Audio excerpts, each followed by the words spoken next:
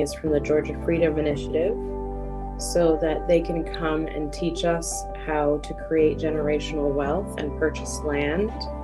And we want to, in turn, teach them about our legacy growers and support the minority businesses within cannabis here, as well as create a potential.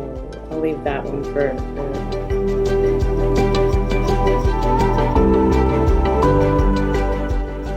Welcome to the Miracle Plant Podcast, the show that inspires, promotes, and gives you a daily dose of inspiration from the people who have used cannabis to change their lives in extraordinary ways. Here's your host, Justin Benton. Welcome back to the Miracle Plant Podcast, where we talk about this incredible plant with so many names and is so misunderstood.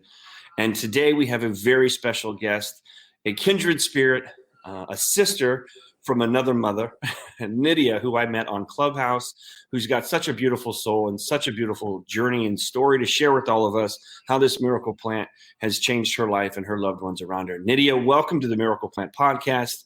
How are you doing? Amazing. Thank you for having me, Justin. I sincerely appreciate it. And you're right, kindred spirit is 100% on point.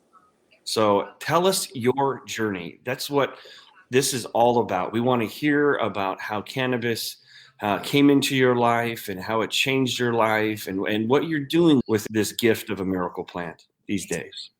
Wow, that's a lot. But yes, I'm ready for it. You prepared me for it. I started my journey with one day when I was 14 years old, and I was a freshman in high school. And I sincerely fell in love with the plant from that day forth. I sincerely feel like it helped me get through a lot of depression and anxiety that I suffered from just from being a teenager, because being a teenager is rough. It is a high gray area in life.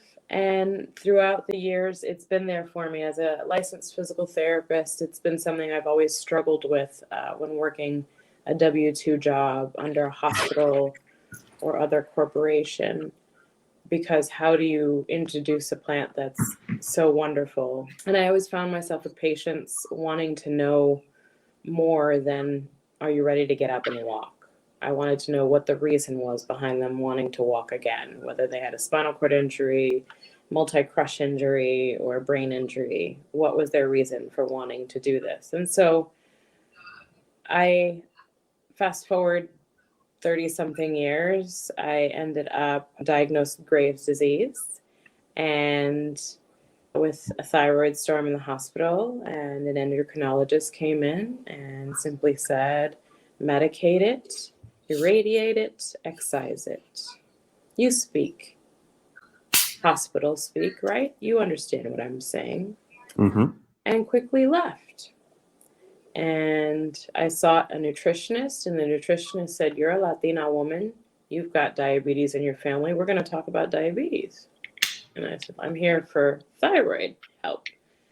And it continued on like that. I went to go see another endocrinologist, got the same spiel, was told I had to be on beta blockers and all these things. A week prior to me being hospitalized, my thyroid had been checked and it was fine. So the theory that my DO and I have, however, we've never publicly said this, is that the cannabis was controlling my thyroid all these years.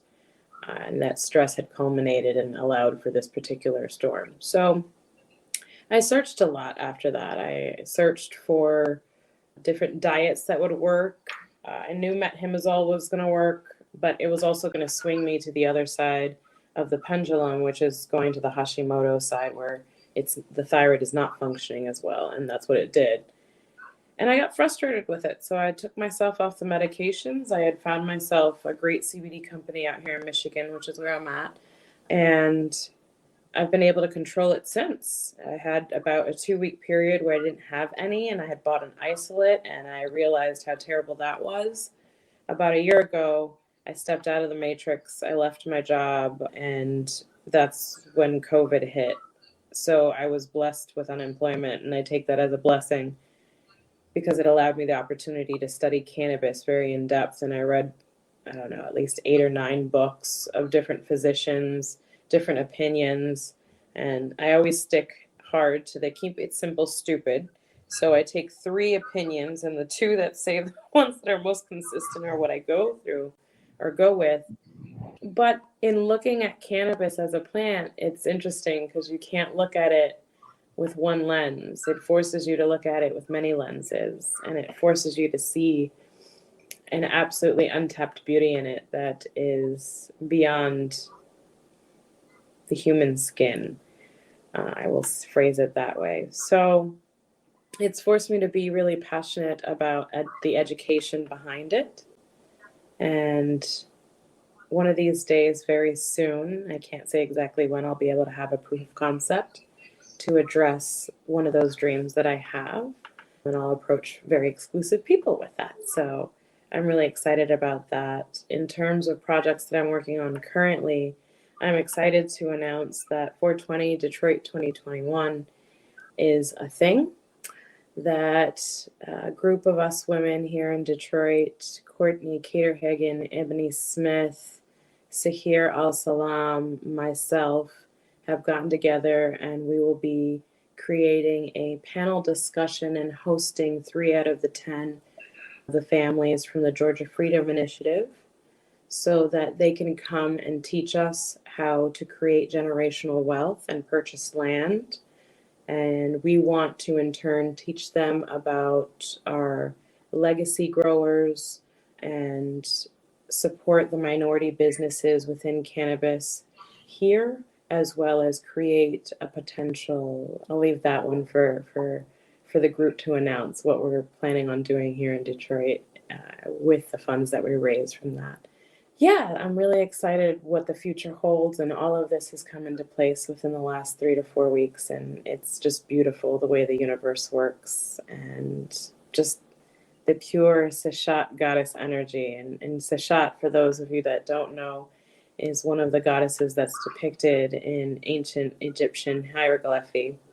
I just learned about her not too long ago, but I've always known about her, but I just learned about her. She's the one that is depicted in ancient Egypt with a leaf above her head, and she's writing down and scrolling because she's the goddess of measurement and knowledge. And in those days, that was measured with cannabis, and cannabis was used to ascend. So anyways, thank you for having me, and thank you for letting me tell that story. Oh, I love it. I think that's beautiful, and I had not heard that one. So, again, that's the collaboration and the wonderful technology that we have at our fingertips now to go live and talk about these incredible insights. And did everything that came together in the last 3 to 4 weeks, did it have to do with Clubhouse at all? Did that contribute? Sure did. Yeah, absolutely. I've been able to meet a bunch of just goddess energy and women that when the rubber hits the road, they're ready to go. They've already had the gas pedal going since days ago, and they've had their gas tanks full, and they're just looking at you and they're saying, come on. So I've been blessed with being able to meet those and meet so many across the United States, and people with companies like yours that are really just coming from the heart and really just want to do what's right. I've had people reach out in the state and they just want to donate medicine to people. And how can we do that? And where can we do that? So that's part of what we want to develop too. And how do we do that if we just leave that up to the state, or if we just leave that up to the streets? Well, there's got to be a middle ground. And so that's part of what we're looking at, wanting to provide, put in place, and expand on, because those are realities of our current collective needs. Absolutely. And so you said you've gone down a deep dive, obviously, with cannabis. And what are some of the things that you learned that really spoke to you and are really giving you the fuel to your fire as you press ahead with these amazing initiatives? There's so many things I can pull from. I think the history of the plant going backwards from the present, instead of choosing a date in which we're going to randomly move forward, is so profound to me and means so much more to me than I can actually imagine. So I think the one thing that stood out for me, I was reading a Stephen Gray book, Cannabis and Spirituality, and he mentioned he was talking to a shaman and how the word of marijuana had been corrupted from being marijuana with a J and this is again moving backwards. So currently it's marijuana with a J, and then it was marijuana with an H, and then it was Mama Juana, which was already a corrupted name from the indigenous people in Mexico. And then if you keep on following the plant back, it's amazing the trauma that this seed has carried with it through the ages and how it's still healed. And it's amazing how much trauma we have now and how it's capable of healing. Absolutely. And I know that the Emperor Wears No Clothes was the book that really just put everything in one place. Jack Herrera and all of those folks out there that went canvassing all over the country here in the United States, talking about these wrongs and talking about the Marijuana Tax Act of 1937 with an H, and the reefer madness and everything that they did to suppress the plant, to keep pharmaceutical companies and textile companies in power. Even in 1936, the American Medical Association wrote 2.3 million prescriptions for cannabis oil for things like migraines. And they went to Congress in 1937 and said, "What are you guys doing? We use this as part of our treatment regimen, and you didn't even consult with us."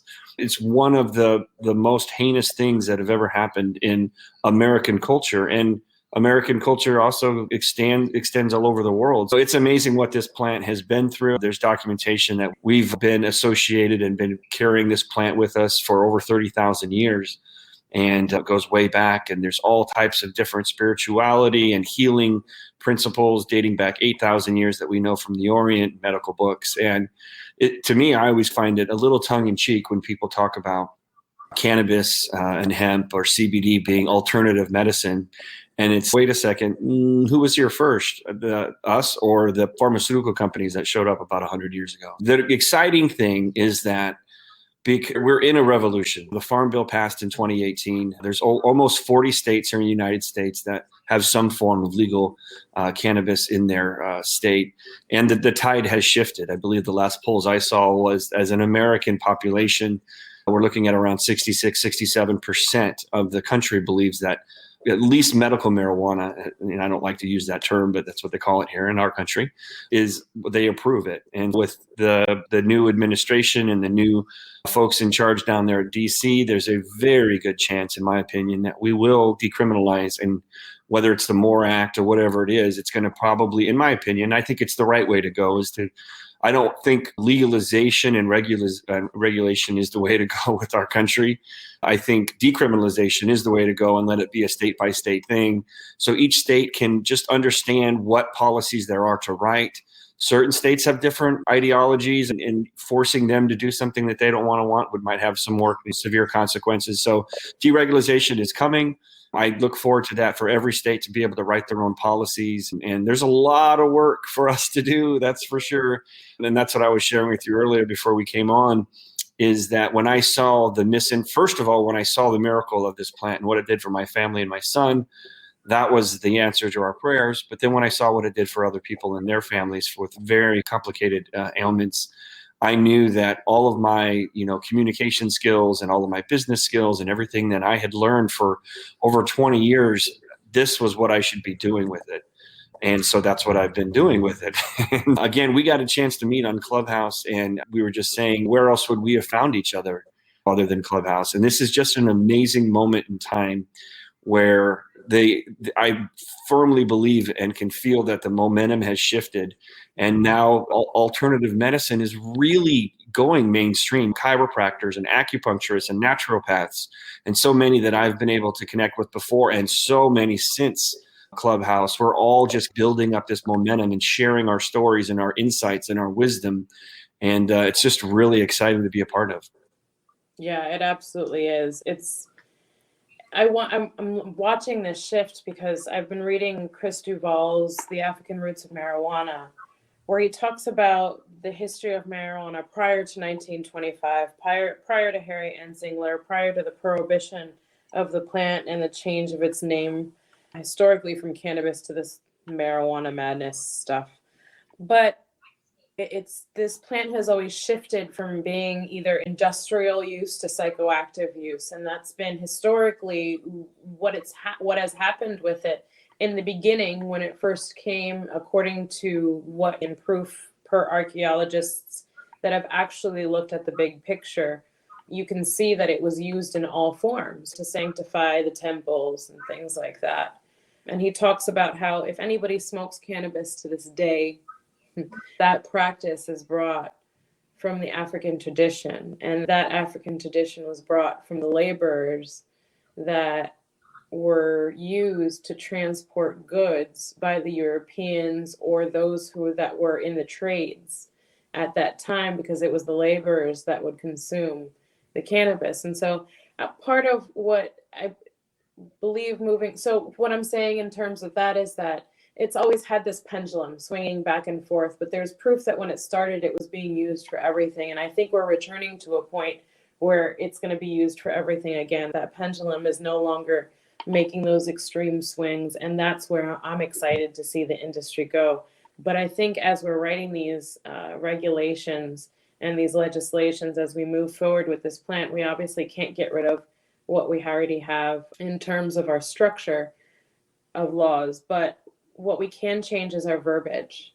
Instead of consumption or dosing, it's consuming or honoring the mother plant. And I know this might be extreme verbiage for some, but we need to make it a little bit more obvious for people to be able to read and understand, instead of hiding behind the words and the spells that we put in words.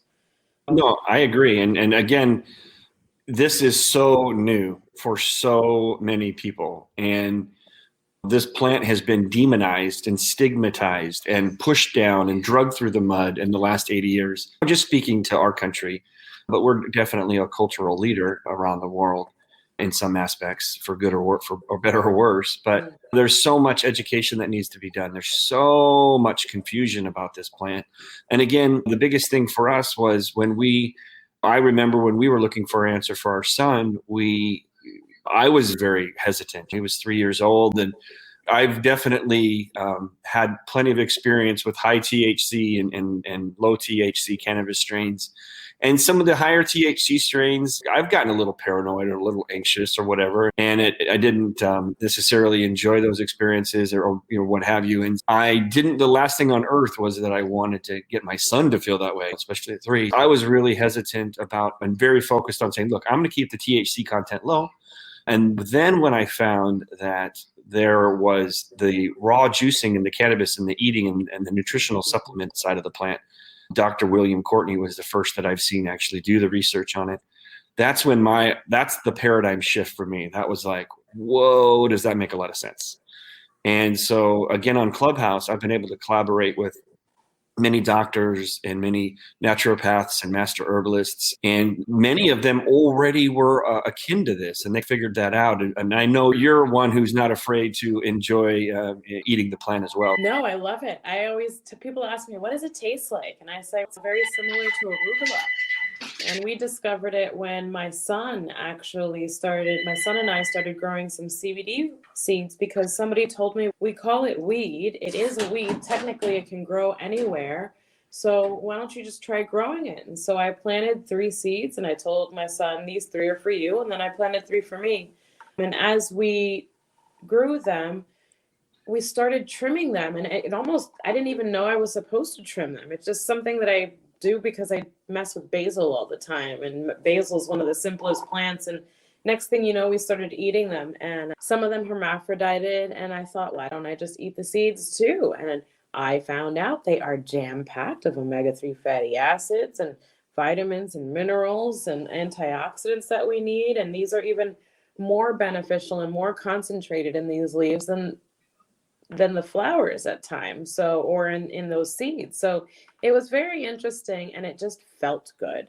But yeah, I try to mix it in with the dandelion greens, because dandelion greens are supposed to be really good for you. And so my son and I have a blast. We trim the plant together, we make our salads together, and then we eat. And there's no intoxication. And they say that there might be some psychotropic effects, but there are also with chamomile tea. And so I encourage people a lot of the times. I've had a couple of women on Clubhouse, because I like to run rooms where I just educate and provide education. I teach especially high chronic THC consumers how to start incorporating the CBD and how to find their sweet spot and titrate it. And there's been a lot of parents that have come in because they want to help their teenagers because they know their teenagers are being recommended all these pharmaceuticals. And I tell them, if the teenager is intimidated and you don't want to do it because of one or the other, just try growing the plant first. And so that's part of why I love what you do and why I connected so deeply with you, because that's 100% what you do. You teach people how to grow this beautiful plant and how to not be intimidated by it. And there's another kind of love. And I've had a couple of people try on Clubhouse in the last 3 to 4 weeks, and they've gotten seedlings and they're so excited about them. And they've learned to do living soil instead of doing all this other artificial crud that's out there. And they are so excited. The energy that these little seedlings and happiness that they bring is just absolutely amazing. So how could a child not get excited about that? Yeah, that's so cool. And it's the greatest, my greatest initiative for myself and for the organization and for what we're doing. And every meeting we end with the meeting with Heal the World. We all yell it to the universe so the energy can be felt all around the world. And what my legacy wants to be, it's not about me and my ego. It's about the gift that I have received and how to pay it forward best, is that people are planting these seeds in their backyard like tomatoes. Mm-hmm. And we've done it for 30,000 years at least as humans. And so just to be able to get back to that cultivation, the fact that we've developed over time to have an endocannabinoid system that produces cannabinoids naturally within ourselves that we can also supplement, whether it's nutritionally through eating it or however you're intaking the plant, that it actually supplements and helps boost our endocannabinoid system, which now has what we know up to 7 receptor sites. And it's just, it's truly, like I was saying, you're a sister from another mister, and this plant is a sister from another mister as well. Exactly. Because what it does for our bodies is we're just now starting to understand. And I kid with people sometimes when they come in and they'll get some products, and I'll just say, basically, give it a shot. The only thing we know that CBD or the cannabinoids can't do is the dishes. And who knows, maybe they can, because if you got Dr. Bronner's, it's hemp oil and CBD's in there too. So right. It's just incredible. And I see in your background there, you've got microdosing. I know that's a really popular topic. Did you want to touch on that a little bit? Yeah. First of all, I've got all your stuff right here. I was literally just rolling on your roll-on right before we got on the call. So awesome. What'd you think? Do you like the smell, or have you had a chance?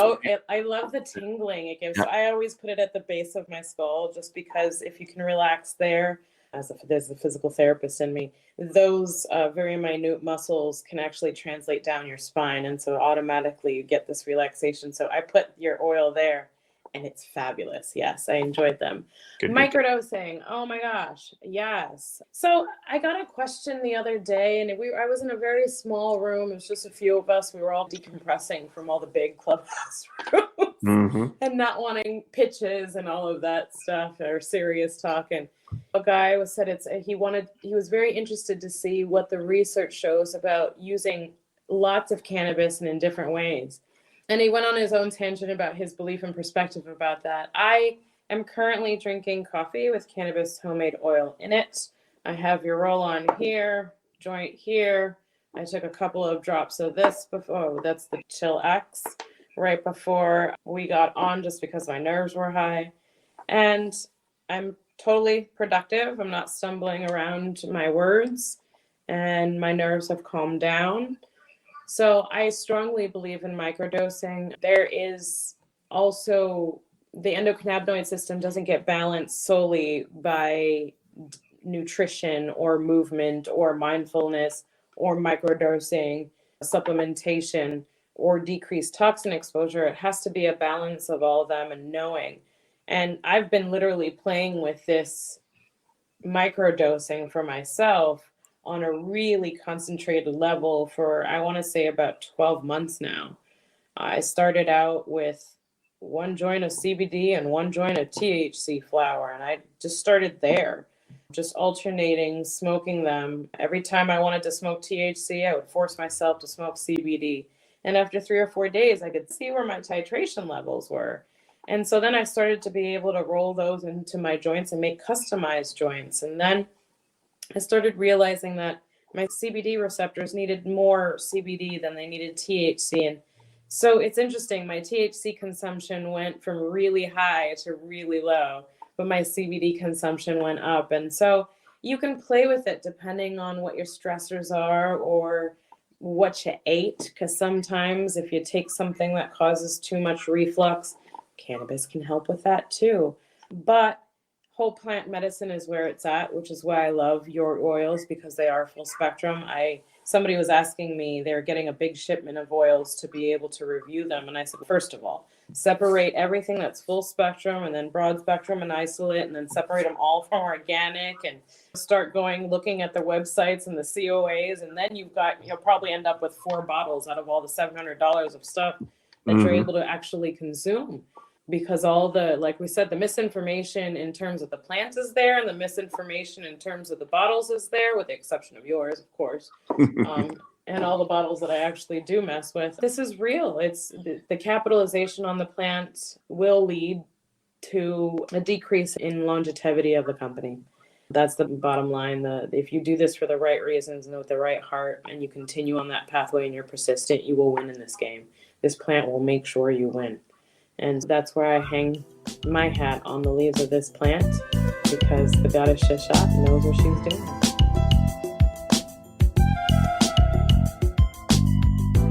There's a lot of different products, like you said, and there's a lot of confusion.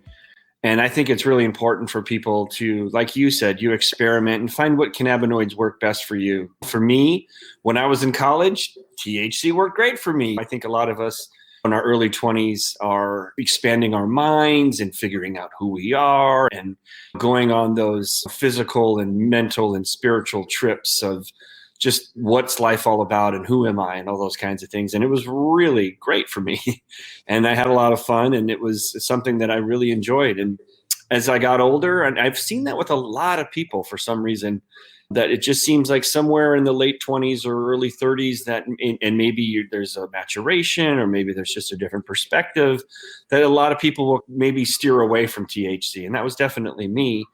And so I was really sad, because I enjoyed it so much. And I mean, I really enjoyed partaking. And then I really lost my way with the plant. And then so I would go to like dispensaries and I'd say, okay, look, I don't want a head high. I just want a body high. I just want to feel good.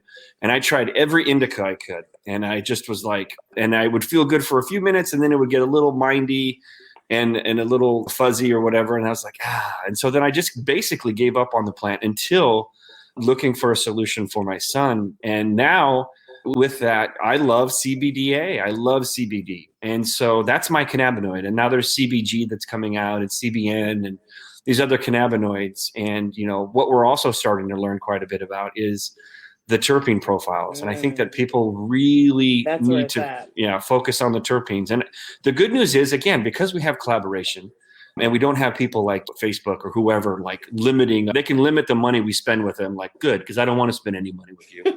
But they can't. But because we have a place like Facebook like Clubhouse, that we can just have these conversations, we can start to educate each other and say, look, going for 35% THC may make sense on one level, but if you're looking for a certain effect, then it's actually more important what the terpenes that are in that plant, because they're the delivery system of the cannabinoids, and what other minor cannabinoids are in that plant. And so it's just been amazing for everyone to find their journey. And I've got a lot of farmer friends out here, and we don't, as a brand, sell smokable hemp. That's just not really with our identity of who we are.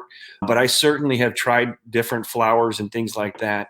And there's some great hemp out there, and cannabis, whatever you want to call it. It's just a matter of how much THC is in there. Right. And it's just been an amazing journey. Have you experimented with some different cannabinoids, and have any insights you'd like to share other than CBD or THC? The THC and the weight loss factor, THCV, and that cannabinoid being connected to weight loss is very interesting and actually has worked. I have a lot of people that ask me, how do you find the best strain? Because blah, blah, blah. How do you know whether it's this is for that? First of all, follow your nose. There's a reason why that's a cliche. They tell you to follow your nose because your nose is going to tell you what you're attracted to and what you're not attracted to. It's just like food. You smell something nasty, you turn your nose up to it, don't eat it because it's poisonous. These are things your body tells you. So it's the same thing with cannabis. In this particular industry, we live in this isolate world. Pharmaceutical drugs are isolates. And we're trying to isolate these cannabinoids. But the truth of the matter is that this plant as a whole is what heals. It's not, we can turn to one cannabinoid into the other and they can all have benefits. But it's like a team or a group of people helping out. And so that is what's going to give more of the effects. And so now people are playing with cannabis-derived terpene profiles, which I think is amazing. And isn't that what you're doing with your oils, is doing more cannabis, the terpene-derived, the cannabis terpenes? Absolutely. Again, we're so amazing. Yeah, the different flavors are actually comes from the terpenes of the plant. So we've really focused on everything that our products is all 100% from the plant. There's no all artificial sweeteners. Our basic, it's just cold pressed hemp in cold pressed hemp seed oil, all organic. And then cold press, we do use a little bit of sweetener, which is called stevia, which is a plant which we cold press, non-caloric. And that's where all of the plant is all about. And yeah, it's just been amazing for us to try and find. And we've put a little bit of extra CBG in that boost. So that's a plant that has a higher CBG content. And we didn't crank it all the way up because I didn't want to like shock the system too much of everybody. Because CBG, like it's for me and a lot of others, it's really focusing and it's really clarity, and which is great. Yeah, the first time I smoked a CBGA joint, I decarboxylated CBG, but the first time I did that, I skipped through the woods for a quarter of a mile. It was so clarifying. I was like, oh my gosh. It's like life in 5D. Like it really, forget 3D and 4D, this HD, 5D kind of. It was insane. Yeah, absolutely. Thank you for that. Because the other day, I wasn't joking when I posted on my Instagram. I was like between a cup of coffee, and then I was like, I looked at your oils and I was like, we're going to try that boost. And I took a whole little dropper full and I was like, ooh, glad I didn't do that coffee. So it was an awesome one. So thank you for that. Absolutely. And I just love that I can clearly see that we're going to have cannabis plants that are grown specifically for ailments and specifically for us. And a lot of times it's a journey. And so enjoy the journey. You're going to have to try different products and different varietals and different ways of consuming it, and just enjoy the ride and just see what works best for you. So that's always my advice. Yes, absolutely. Well, that is it. I'm so happy you got on here. I want to be respectful of your time. I know we both need to race back to Clubhouse. So my room's still going. It's craziness. It really has been just an absolute treat meeting you. And I'm so happy we got a chance. And I look forward to, my favorite thing about Clubhouse is having an in-person meetup, because some people will be like, in the real world, Clubhouse is the real world. It's just not, we're in the physical world. And so I look forward to, collaborating on our paths crossing here this year as things start to open up. About what we were talking about earlier, because I definitely want you to be involved. Yeah. What state are you guys doing this in? Michigan. Right. Okay. That's where it's starting, but they'll be doing a tour to help other cities and to learn. I think sounds wonderful. My favorite thing is helping people put seeds in the ground. So whether that's here in our country or other countries around the world, just get people. I was at a concert. It was in Coachella. It was called Desert Trip, and it had a bunch of these old rockers there. Pink Floyd was there, and Neil Young was there. And this was like 3 years ago. And he was at the end of his show. It was a harvest moon. A full moon came up behind his set as he was singing Harvest Moon. It was pretty cool. Oh my God. And so he was throwing hemp seeds out in the crowd. And this was before 2018. And he's take these hemp seeds and you take them home and you cross those state lines, because right now it's a federal offense. But this plan is meant for us and for all of us. And for those of you that are in different countries, you take it home and you plant these seeds. And it was awesome. And so that's what I'm about. We give out free seeds to anybody who wants them. Put it in the notes section at the checkout and we'll throw in some free hemp seeds. We have some videos that we show.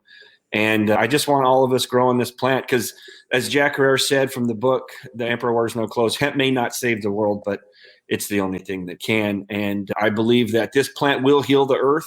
We have to raise our consciousness. Clubhouse is helping us raise our consciousness and have these conversations.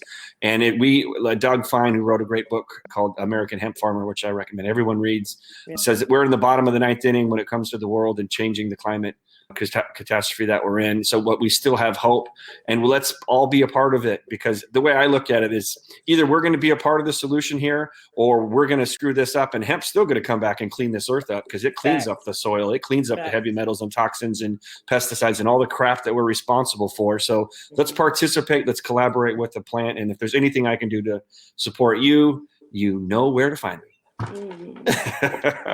So awesome. Well, happy Saturday to Colleen. Happy Saturday to you.